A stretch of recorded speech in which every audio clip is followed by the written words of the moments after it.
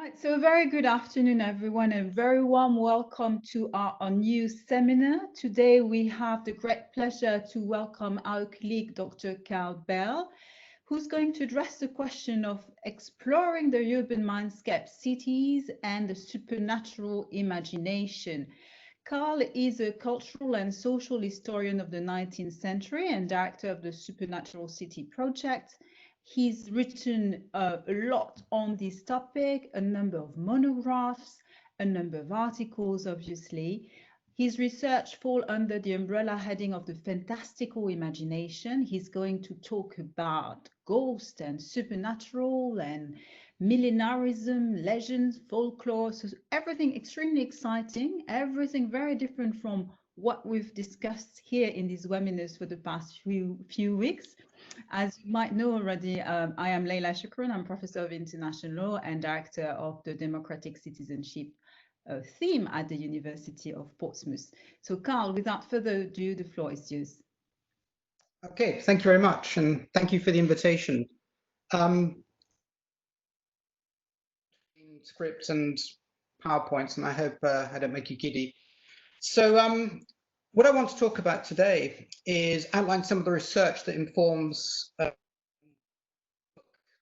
edited collection.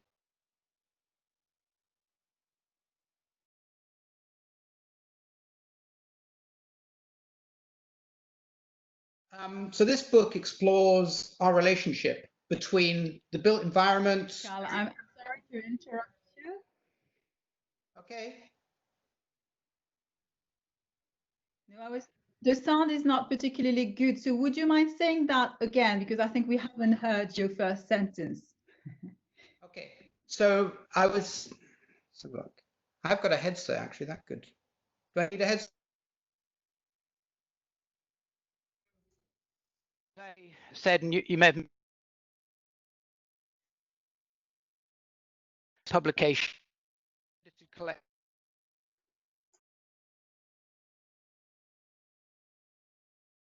See.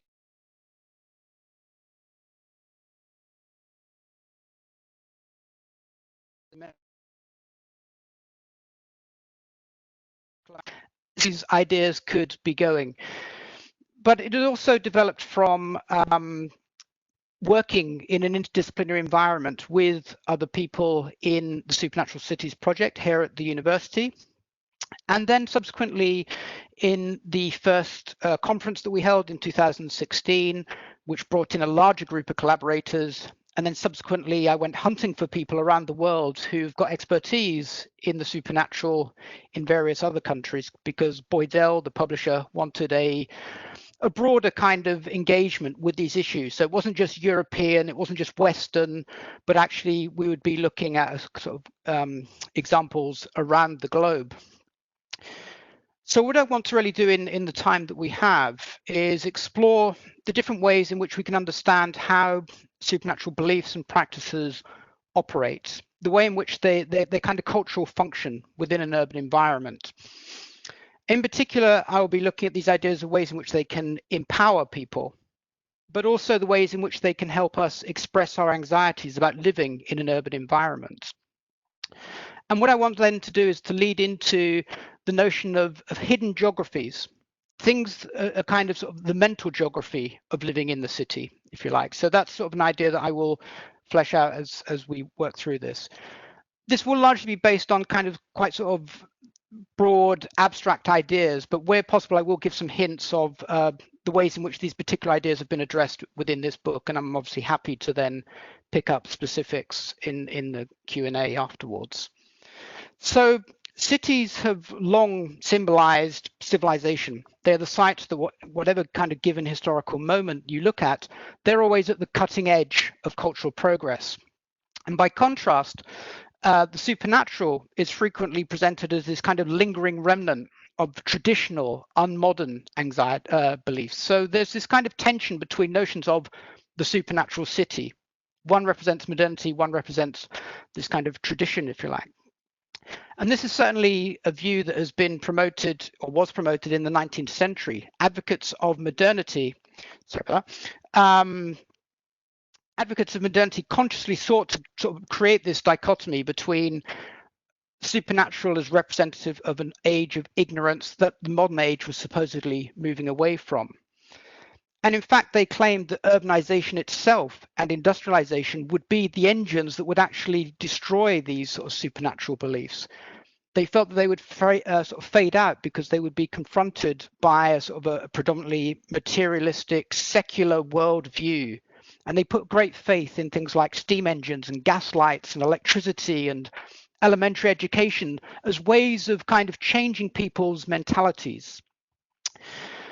And judging from the fairly limited scholarly engagement with supernatural urban activities, that has been a very strong narrative that has held right through to sort of the end of the 20th into the early 21st century, and something that we are seeking to kind of question and challenge with this particular book.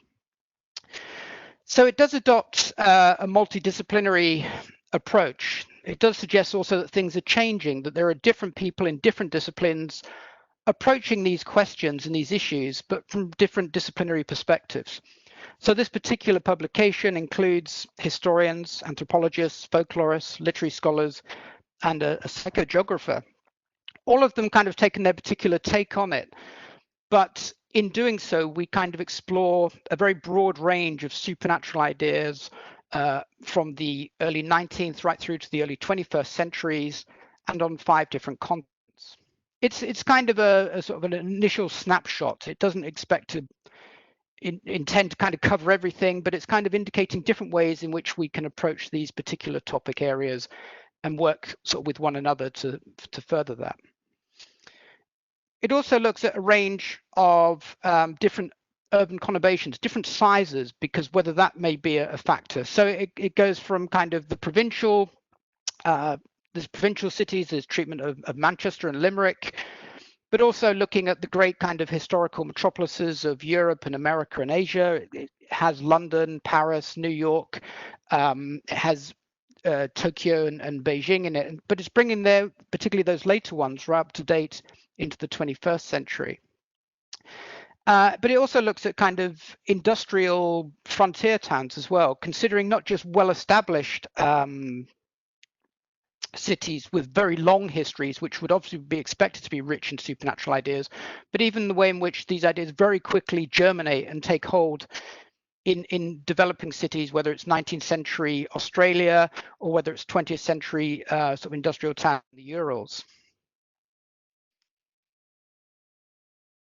So what I want to kind of really do with this then is set out the idea of, we treat the supernatural in quite a broad way in this. We treat it more or less as anything that lies beyond the limits of accepted, rational, reasonable knowledge. So it does encompass traditional magical practices. It includes things like supernatural spirits in South African cities, this kind of folkloric cryptozoological creature man in Washington, D.C., which I'll mention in a moment. But it also touches upon things like the sort of the secular enchantment of the psychogeographical derive, which isn't necessarily magical, but it kind of involves these ritualistic practices to sort of put you in the right frame of mind. And then it also looks at things like the occult and the uncanny and hauntological notions within different types of world literature, both kind of sort of Mexican and Japanese and American. So it takes the kind of the sort of a broad take on the weird and the wonderful. Although it doesn't seem to have focused on sort of supernatural or ethnographic magical beliefs, there is a developing body of literature that examines affective landscapes, which is kind of one of the things that this book is very much linking into. It looks at the literature, looks at the connection between the environment and psychology, between sort of the exterior and the interior, if you like. David Crouch has suggested that landscapes are not external.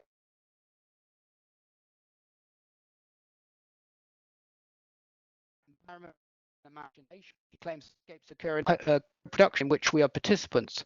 Landscape is felt, imagined, it can be affected, and it can affect. And it's this notion of affective geographies that we are really sort of developing and exploring. So if we consider, first of all, a sort of a positive interpretation of magical supernatural practices in an urban environment, The first section of the book explores magical empowerment and urban enchantment, the way in which magical beliefs and practices and supernatural narratives serve to articulate individual agency in an urban context, but can also foster communal and personal perceptions of self and otherness in urban space.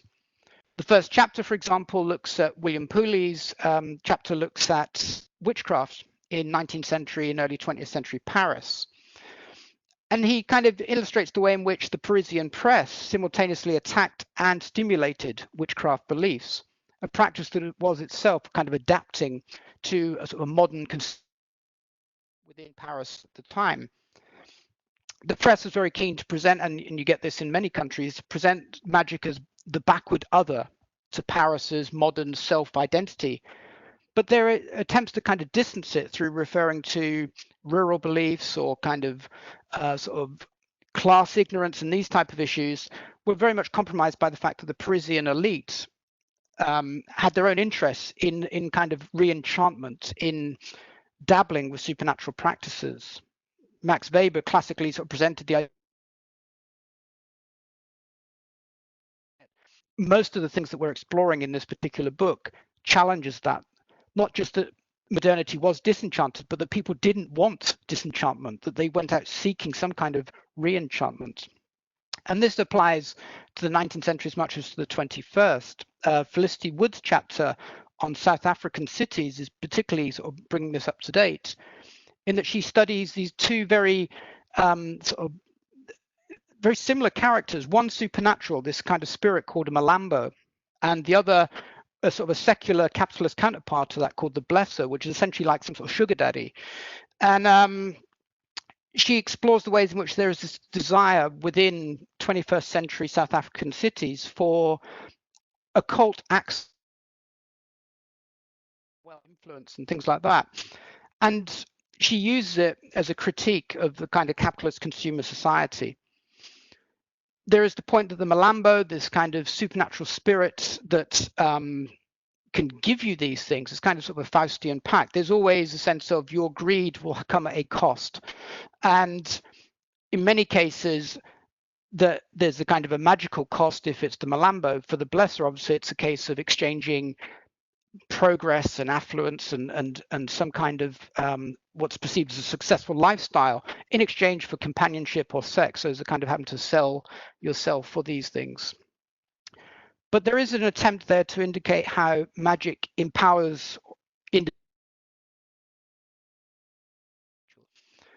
The focus then shifts on to looking at the way in which communities can use these ideas as well. So not just individuals, but communities can use them to enrich their urban environment. Tracy Fahey's chapter on Limerick demonstrates there is this very sort of tenacious, persistent body of Irish folkloric beliefs that have been linked to places within Limerick. So it kind of with imaginative ease, it just kind of imbues the local environment with supernatural significance. And there she's kind of referring to sort of folklore tales as boundary markers, as cautionary tales. They draw upon these kind of classical Irish folkloric entities such as the Banshee, but the Banshee being seen in Handball Alley, this kind of particularly dangerous, notorious element of the town where essentially people are telling these stories to encourage children to stay away from possible gang violence or drugs. So these kind of folkloric tales take on a very practical application in this, but also imbuing these places with some kind of supernatural significance.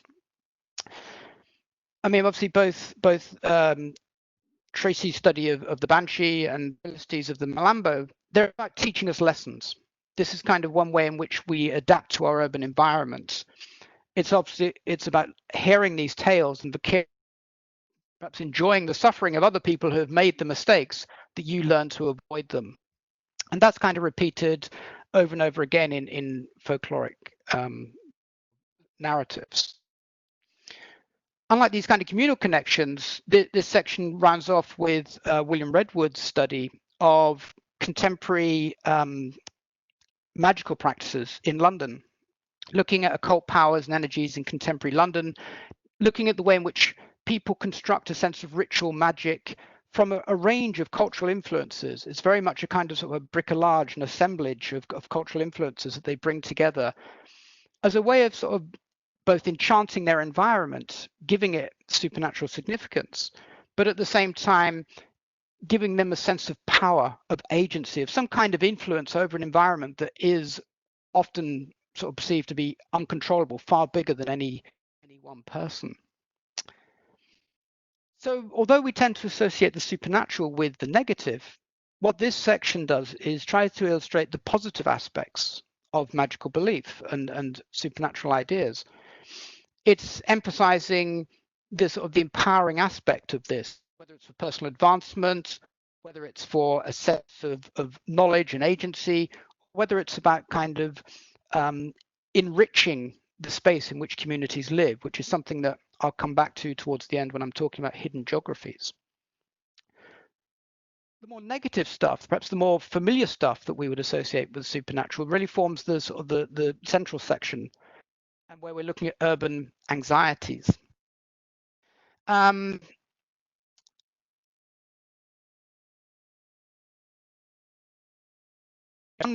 way in which we use the supernatural to demonize others in an urban environment. The other one addresses kind of our environmental concerns and our environmental unease and the way in which the supernatural can help express those ideas. So this chapter does, or this section begins with Oliver Bett's study of H.P. Lovecraft's short story, The Horror of Red Hook, which is at the top there. It explores Lovecraft's very sort of problematic racial prejudices, but also his urban anxieties of living in New York at the time in the 1920s. And it explores how he kind of crudely others the city's ethnic minorities as part of this hidden supernatural cult that's going on beneath the streets of Red Hook in New York. And interestingly, it's kind of the supernatural language, the way in which he presents it here, is also picked up in a lot of this kind of the slum journalism of the time. So although he is scholars have these kind of issues with Lovecraft's sort of racism, it's also part of the nature of quite a lot of the writing at this time, and so it kind of picks up these secular influences too. Moving forward about 50 years, we have David Puglia's study of the Goat Man, who's down there in the bottom of the slide. The Goat Man legend links to Washington, D.C., and it's very much in David's analysis, it's very much about exploring both fears of urban encroachment for those living on the fringes of the city, the fear that urban criminality and again sort of things like racial intermixing is going to take place and seems to be threatening. It kind of gets transfigured into this semi-folkloric cryptoid urban folkloric figure of this kind of half man half goat who's supposed to kind of be renowned for various acts of violence on the fringes, but it also speaks to those who are living on the suburbs kind of spooked by the fact that they're surrounded by woods and by the kind of the rural. So it's that kind of meeting point between the urban and the rural which seems to generate these various anxieties. It's not people in the heart of the city, it's people on the fringe of the city that draw upon these stories to articulate this. And then in the sort of picking up on that and following on from this, we have the sort of the environmental unease that can be expressed through supernatural ideas. We have there's a kind of a piece on Ural manufacturing towns in the mid 20th century. They're kind of created from scratch in the 1940s, 1950s. And the kind of great Soviet engineering feats that allowed the taming of nature, interestingly, kind of keep coming back to haunt them. This sense that it was built at a cost of lost lives of workers, but also that there is something threatening and monstrous about the very nature, the very environment in which people are living or surrounded by. The idea that mountains could kind of become sentient, or that water and rivers could kind of attack the so it imbues it with a very strange sense of monstrous presence there. And then also they've collected examples of current sort of stories about the area, which again, these sort of oral histories indicate that there is often concealed by humor, there is very much kind of about the legacy of industrialization, the fact that these are kind of mono-industrial towns that are completely dependent upon one type of industry, fears about pollution and even radiation. All of these kind of on things about sort of stories about what's in the bottom of the lake or in the dam and all this type of thing. So there's this kind of fearful imagining going on there too. And then coming slightly closer to home, we have sort of go underground for several chapters. We have Alex Bevin's study of the London Underground as a Gothic space, one that kind of initially reflected 19th century concerns about modern progress, and the way in which that was kind of disrupting the city. It was tearing up through graves and plague pits and sort of build the ground in the first place. But it subsequently developed a very negative kind of counter narrative about tragedies, hauntings, obviously sort of railway accidents and these type of things, and that have kind of, sort of bedeviled the underground. And then sort of focusing on it as a sort of an incarcerating space too, something that another chapter by Deirdre Flynn looking at Haruki Murakami's novel Hard-Boiled Wonderland and the End of the World also considers this kind of relation between the urban subterranean and the psyche.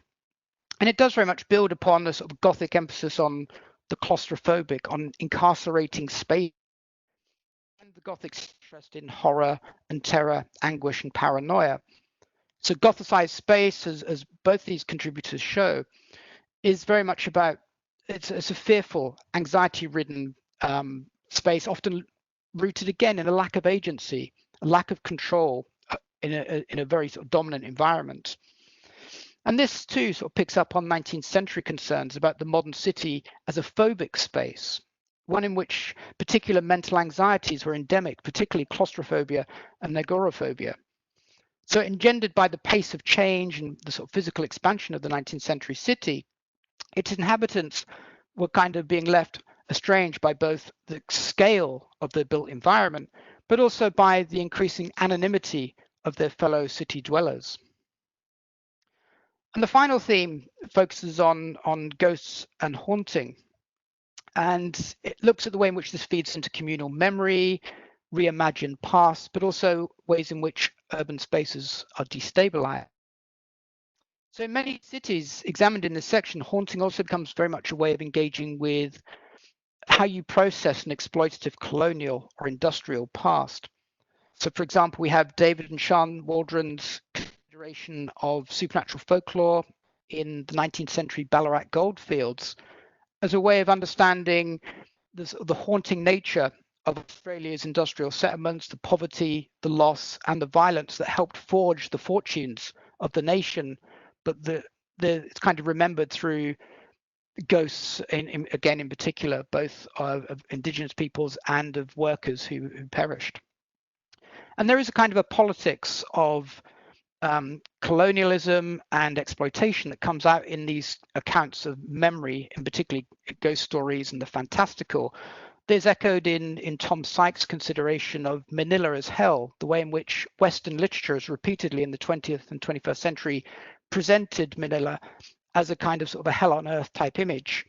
And it also there in Maria del Pilar Blanco's consideration of the way in which Mexican literature continues to explore the haunting presence of Emperor Maximilian in Mexico City in the 19th century. And we also have Morag Rose's, it kind of rounds off with Morag Rose's psychogeographical exploration of Manchester's post-industrial sort of situation, the anxieties that exist currently about things like, particularly around the canals, the fear of this kind of urban bogeyman serial killer called the Pusher,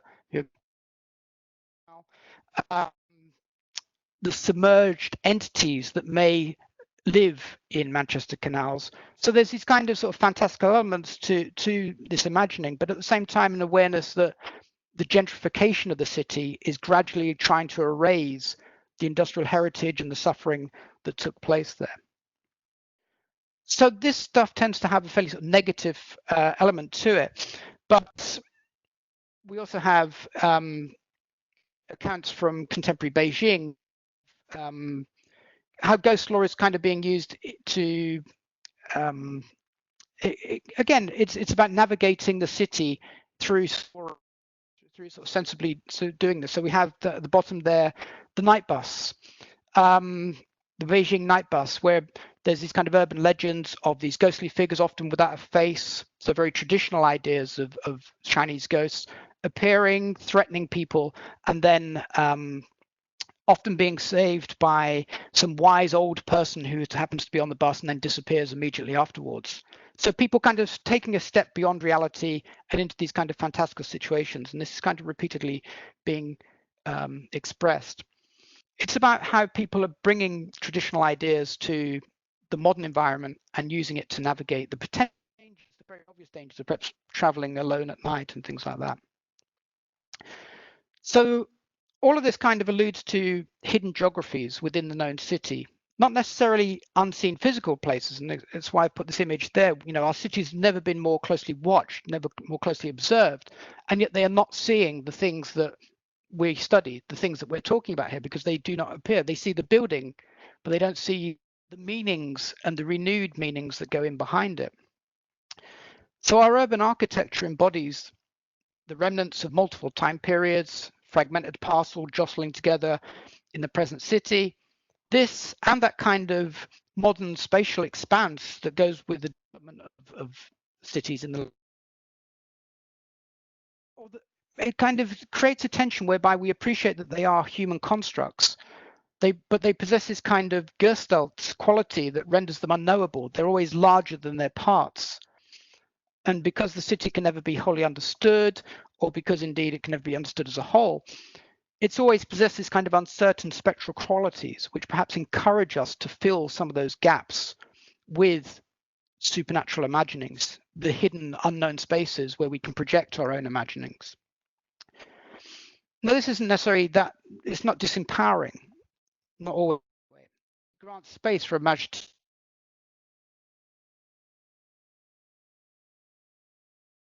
Supernatural to a lot of this stuff.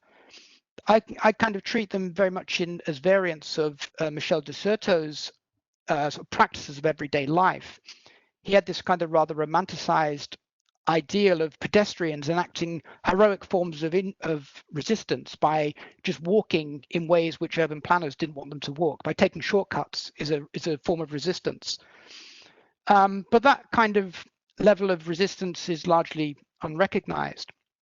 Local ghost stories, I would argue, enact a more conscious recreation and reclamation of urban spaces, create ulterior ways of knowing and experiencing those spaces. Haunted spaces are changed and charged spaces. Once you're informed that a building is haunted, you never quite look at it in the same way again. And it's this kind of granting of uneven importance to physical space that provides us with these kind of valuable glimpses into how contemporaries, perhaps past and today, have understood, imagined, and experienced the environment beyond its functional appearances, the only thing that the cameras actually see. It's also stuff that isn't often captured in official urban histories either. So what we're talking about here really is kind of sort of, it's reflective of Henri Lefebvre's representational spaces, spaces that are appropriated through cultural symbols, and in this case, through supernatural signifiers. And they are often done, they're owned, if you like, through the act of collective storytelling. So while assisting in the creation of a communal identity and as a repository of collective remembering or misremembering of the past, supernatural stories also destabilize spaces by subverting and disrupting their conventional meanings. Ghosts and haunting lace what I've referred to as like a potential geography into the physical landscape of the city. Anywhere is perhaps subject to supernatural manifestation, but not everywhere does become sort of haunted. So this then is another aspect of hidden urban geography. Rather than thinking in terms of a static location, much like the sort of spirit of place, the genus loci idea, we're looking here at kind of more random disordered eruptions and infusions of the supernatural into the mundane environment. Now, it would be appealing to read this as a demonstration of kind of local communal agency over their immediate environment, as an ability to reread and claim spaces for their own. It's kind of, again, this sort of de Certeau idea of resistance against urban planners and opposition to the mere functionality of the urban environment. But there's something rather impotent at the spectral, which prevents us from granting it this overt political dimension. Ghosts are weakened not just by their lack of coherent meaning or purpose among those who tell the story, but also because of their inherent nature. They're present, but they're absent. They have a spectral agency, but it's never sufficiently strong or focused or consistent enough to actually do anything. So if they serve as a muted form of resistance, that resistance remains largely tacit. For while a community's potential to manifest ghost stories may innately destabilize and other particular urban spaces, that destabilizing goes unnoticed by those in the know through the story. So, aware of time and drawing all this together, these kind of three themes that I've explored here, enchantment, anxiety, and haunting, represent not just different functions, but also different levels of agency within the urban supernatural. Magical enchantment, be it powers, energies, or supernatural beings, serve as the most assertive gesture towards urban agency and a desire for, if not control, then at least supernatural comprehension of the urban environment. Magic is no more tangible than ghosts, but its purpose and function is an assertion of influence. By contrast, urban unease, expressed by frightening folkloric monstrosities, the urban Gothic, frequently signifies a sense of disempowerment in the face of environmental anxieties. And then hovering between these poles of influence or impotence, you have the spectral, which makes assertions about alterity, but often remains too diffuse to coherently articulate the real issues of guilt or memory or trauma or protest that ghosts tend to drag back into the modern city with them.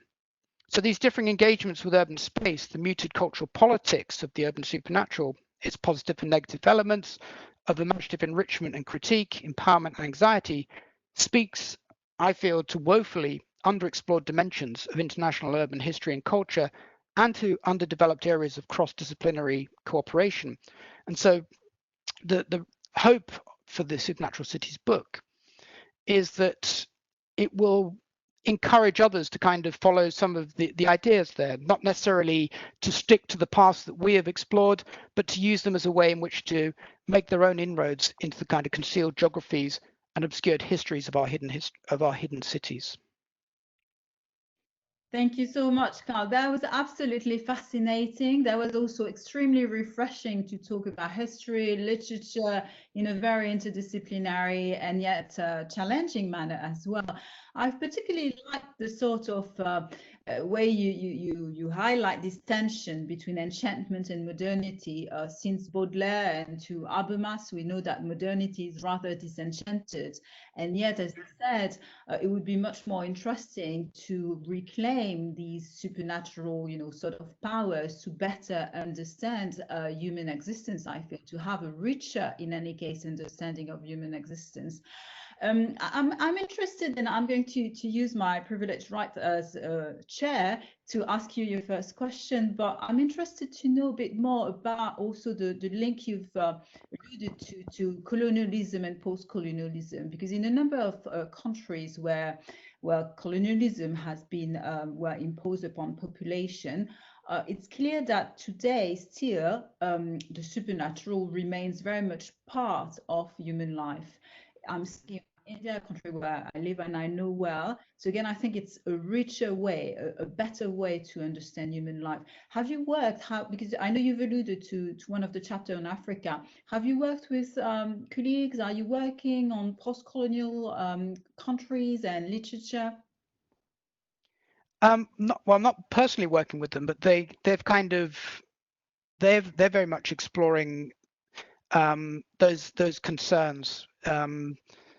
I mean, it's interesting that Felicity Wood, who's done the work on South Africa for this book, she's actually coming from a sort of an English or literature background, and yet a lot of her work for this was largely a sociological study of, again, it's to do with kind of class and gender inequality within South African society, and this kind of selling this kind of materialistic aspirational dream, which is urban based, and which she is kind of using to kind of or use these kind of supernatural elements to sort of criticize as a way of people seeking this kind of perhaps the shortcut, this occult shortcut to power and influence.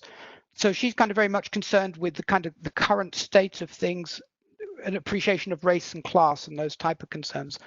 But the perhaps the colonial history wasn't something that really comes through in that particular chapter that much. Maybe next for you on your to-do list. So we've received a number of questions, and I encourage everyone to write down your question using the chat box, and I'm going to read them to Carl. So the first question from Christophe, he says, well, thank you very much for this wonderful talk, Carl. I was wondering if the othering between city and countryside went in two directions.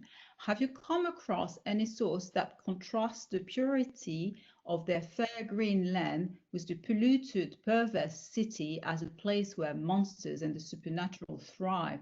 Did the city exist in the supernatural imagination of countryside communities? This is fascinating, in particular today when you hear so much about, you know, being green and environmental friendly and all that. Yeah, I mean, you certainly there's this very strong division between the kind of the ways in which the rural and the urban are being presented in particularly in the past, and obviously I'm thinking here of my kind of work on British urbanization in particular. It does go both ways in terms of the city tries to present the rural as a kind of a backward time capsule, and that's where you would, you know, that was the association that 19th century folklorists, that's where you went to look for the remnants of folklore, because it supposedly all died out in cities, but it was still somehow kind of trapped in the past, trapped in these kind of previous type of societies in the rural. And yet at the same time there is this kind of emphasis on very much not so much supernatural, but this kind of, you get it in a lot of urban sort of ballad literature, of idealizing, romanticizing the countryside as a place of health, as a place of innocence, even where the kind of notions of the fairies and will-o'-the-wisp and all these type of sort of supernatural entities still exist, they are seen in a kind of a positive light compared with the sort of the dirt, the grime, the pollution of the industrial environment, which is also morally corrupting as well. And so you do very much get that distinction. You don't tend to so much get the idea of sort of a rural as a kind of sort of a rational haven from the irrational city, though anyone who's lived in a city will know they're kind of equally irrational. Yes, absolutely. And maybe that's a good transition towards something you are interested in at a more local level. I think you're also working on the city of Portsmouth and its sort of supernatural heritage, aren't you? Yes, I mean the idea in which kind of, again, some of the things I suggested, kind of ghost law and the way in which that disrupts particularly sort of a civic image that Portsmouth wants to present. By the time you get to the end of the 19th century, it wants to tidy itself up as not this kind of violent, brawling sort of place of prostitution and drunken sailors, but more of a sort of respectable city of empire. And yet the stories that people continue to tell themselves in these local communities are repeatedly about those type of things, about the violence of the past, about drunken sailors who get killed and then become ghosts and they haunt particular pubs.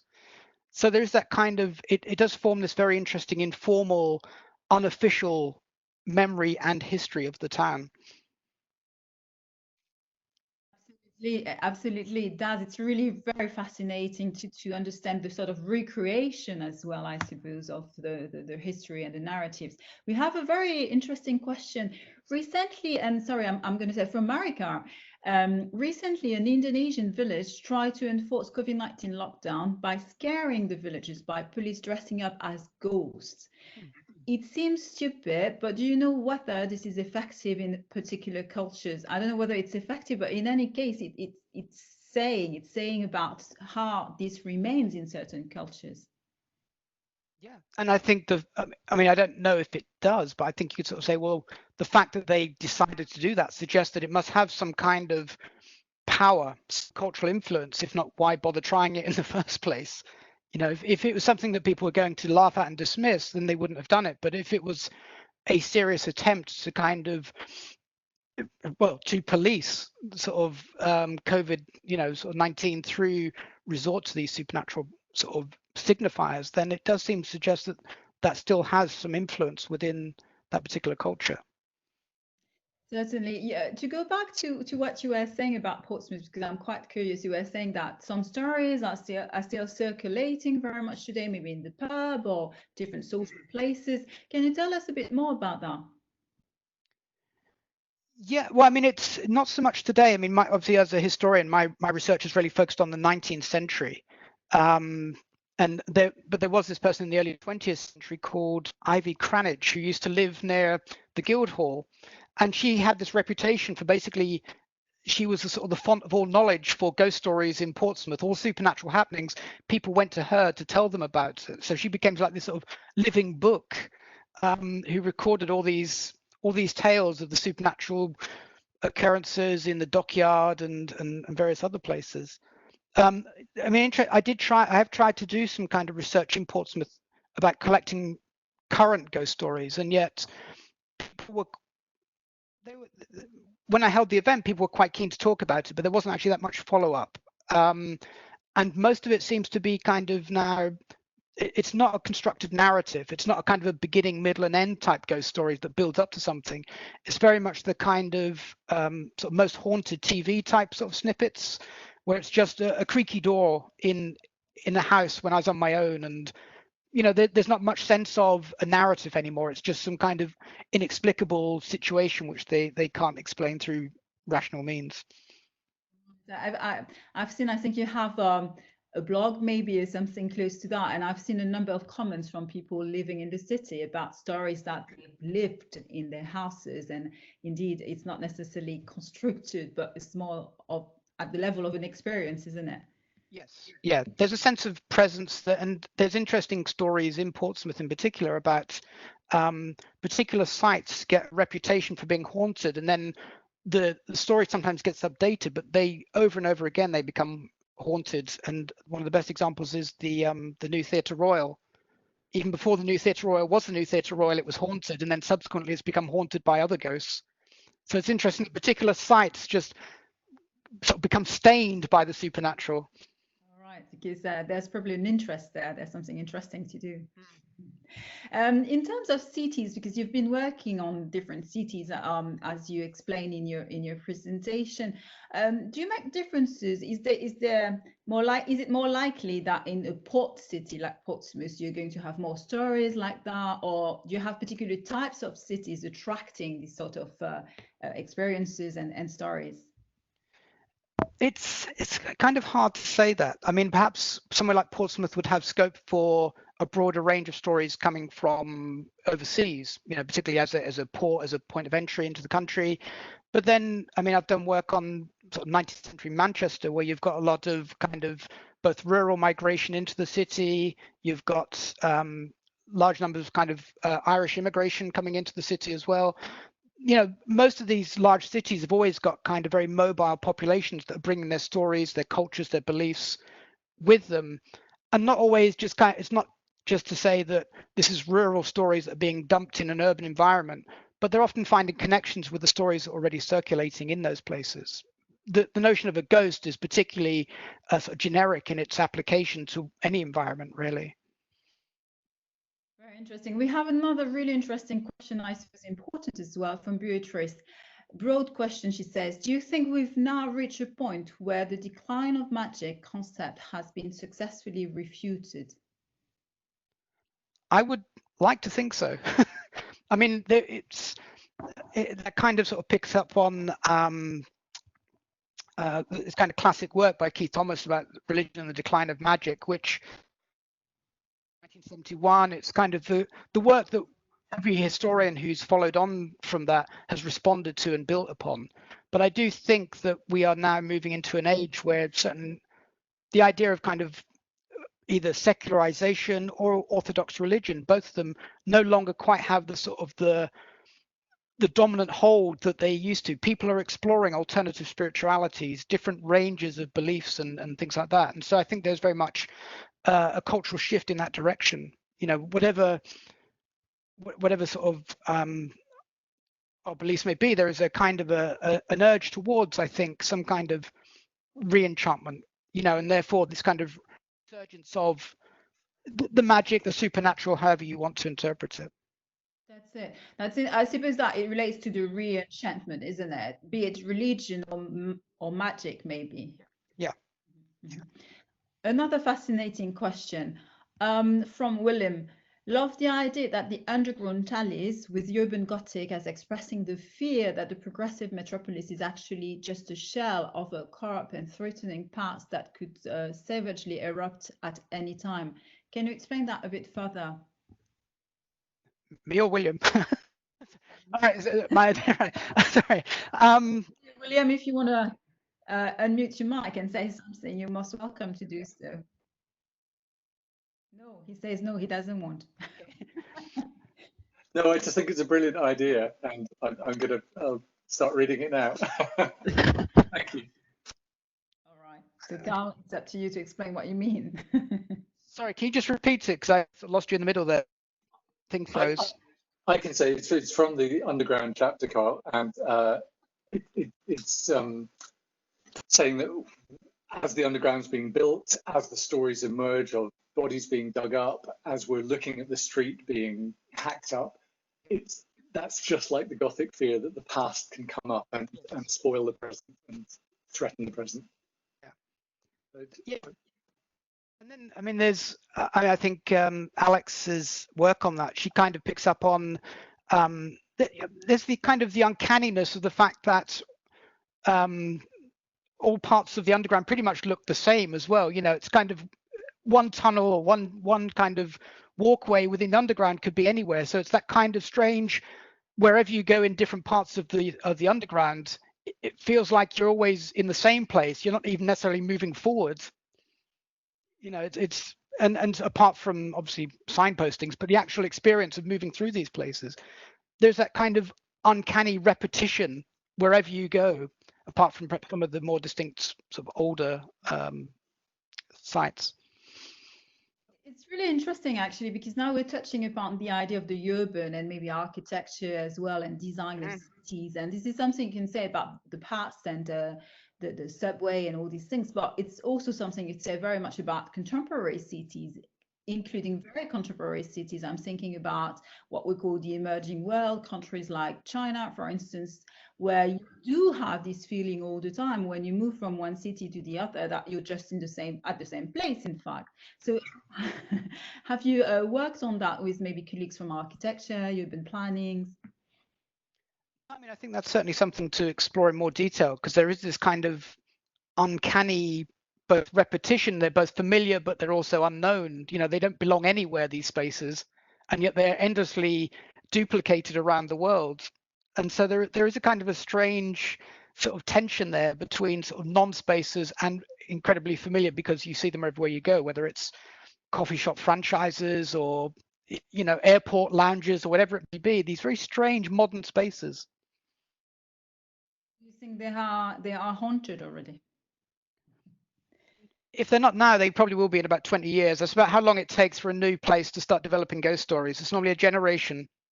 Does it? Is it a generation it takes? And why is that? That's interesting as well. Can you explain that further? I mean, even with, I mean, the best example is kind of those Ural towns, the manufacturing towns, which were built in the 1940s and 50s. And then there's these kind of, the stories begin to creep. They were made through, I think some of them were sort of prisoner of wars, sort of German prisoner of wars being used, or they were Russian workers being used. And the idea that so many of them died that the dam was built on the bones of the dead. And apparently there isn't actually that much evidence that that's true, but that's a story that has gradually evolved around these places to then become part of the local folklore. And so you tend, I mean, you get to even in British cities, going back to Portsmouth, as Portsmouth expands across Portsea Island in the 19th century, although the hub of ghost stories remains down in Old Portsmouth, the newer regions that are becoming urbanized the villagers that are slowly being kind of consumed, they start to develop their own local stories of ghosts too. Interesting. And in terms of the way you work, and it might well be the last question, but in terms of how you work, your work is very interdisciplinary. Can you explain how you work and what it brings exactly to your understanding of these realities you're working on? I mean, I do tend to sort of move quite freely between things like history.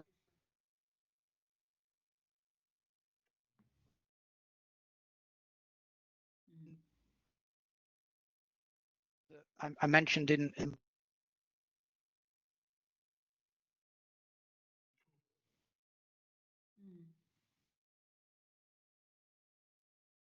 as well. That may also explain why I need to sometimes sort of cross-reference between disciplines in that way, to kind of draw upon not just the ideas, but also the broaden the range of sources too. Excellent. Yeah, that's certainly extremely important. Do we have more questions for Carl before we let him go to more researchers? Any new question or anyone who'd like to comment upon the work from a historical perspective, from literature perspective? People seem to be a bit shy. I'm sure they are very impressed by the supernatural. That's probably the reason. They're always welcome to get in touch. Exactly. Yeah. Carl is a well-known scholar in the field. He's easy to reach out to. I think you have a blog, you use different tools. If I'm not mistaken, you're very much also integrated in the city life here.